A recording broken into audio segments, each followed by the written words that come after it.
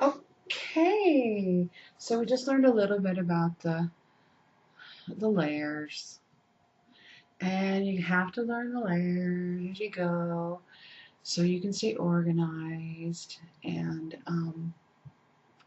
yeah, so we have.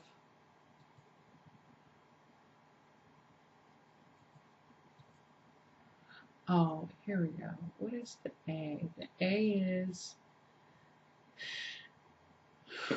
What is the A? The A is animation. Oh, I gotta leave that on. Okay. So, yeah, layers. So many little things. Okay, so you'll see that your object manager will just get filled up quickly as you add objects, lights, bones, textures. Just be adding and adding and adding, and you can just start organizing. If you're a super, super duper organized person, you're going to love it. I'm not so organized. And so it's okay. As you can tell, I don't use it a ton, but some people do some pretty heavy rigging, and you might be one of those people if you're going to work on a really high-end 3D model for a movie.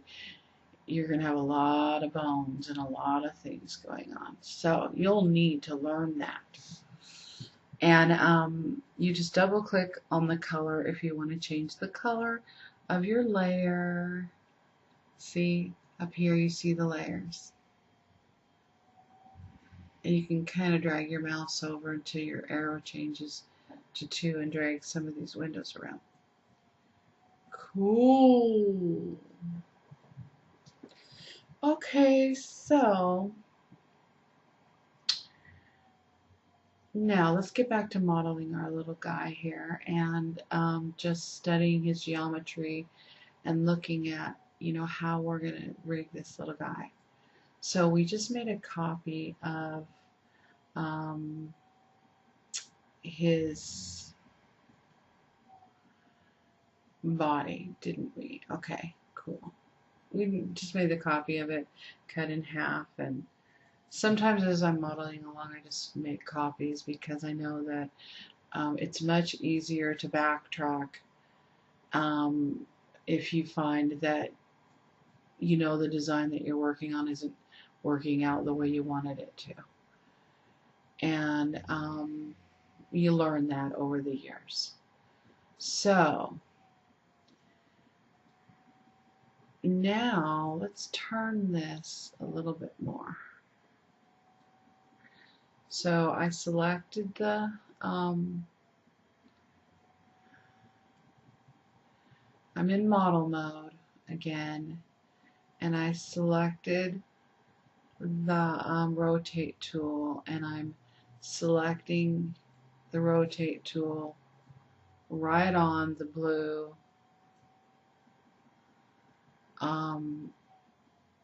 Z axis. Z. X is red, Y is green, and Z is blue. And you can grab this little thing all over the place, see? You can grab the bar, turn it that way. You can grab that blue or the yellow bar or this blue bar, or you can grab the center of it. And you can Control Z to edit and undo. And so there's plenty of ways to move this object around when you're on the rotate tool.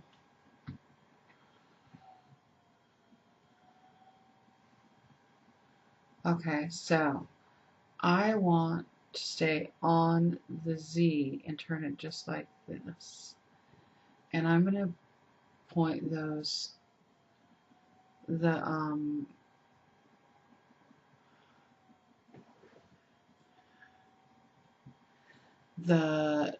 pointed area down on the sphere, kind of towards the way that his tail's going, and then we'll have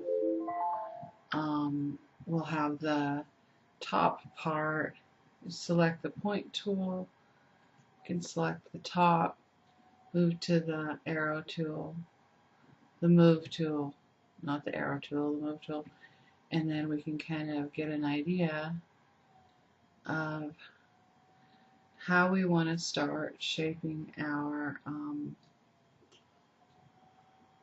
object or our polygons,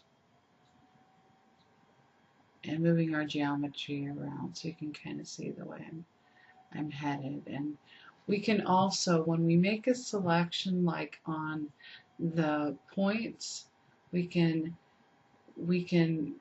as long as we have the model selected in the object menu, we can click select and or in points mode or polygon mode or line edge mode, which is in between.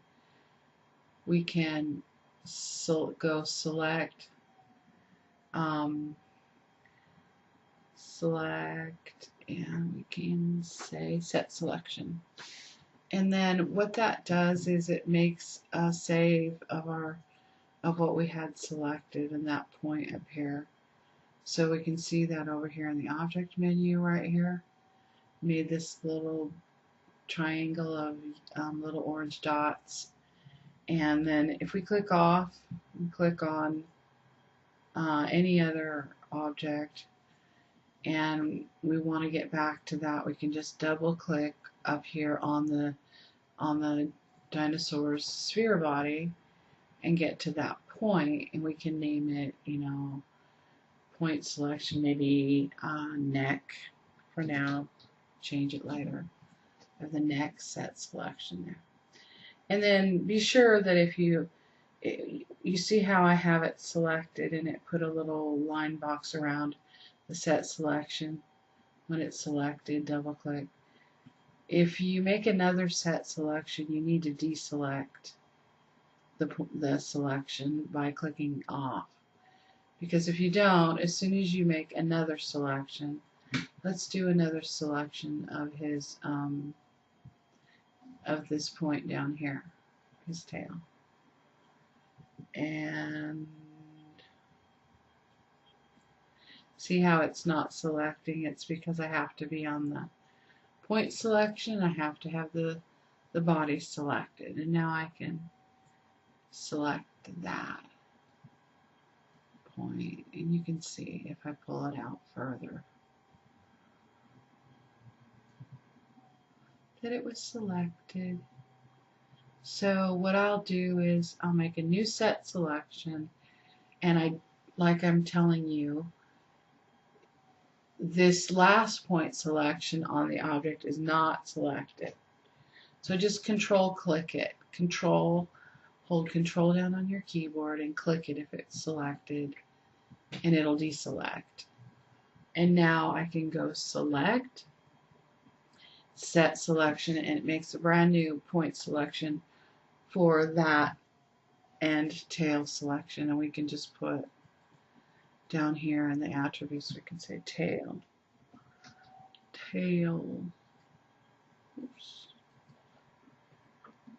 tail point selection, and then click off of it. I just wanted to say that because sometimes you'll make a set selection on something, like if I'm in you'll be like, why can't I select it? Why can't I do this?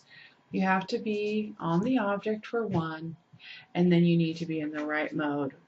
You need to be in model mode, polygon mode, and then you need to be on either the live selection, the move tool, or the scale tool. And then, you're maneuvering around the whole object when you're up here in this right corner in the view menu. And you're just going around the object with the camera, which is nice. You're zooming in and out because you're not moving your 3D object from the position, the center position that you're in. And it's going to be important as you move along when you start keyframing and animating and setting also weights and bones for your character to be centered. And you're just learning, because sometimes you'll like me, you'll be so excited to start animating this or that. You'll get ahead of yourself and you'll have something almost completely done and you'll be so excited and you go, uh-oh, I forgot to.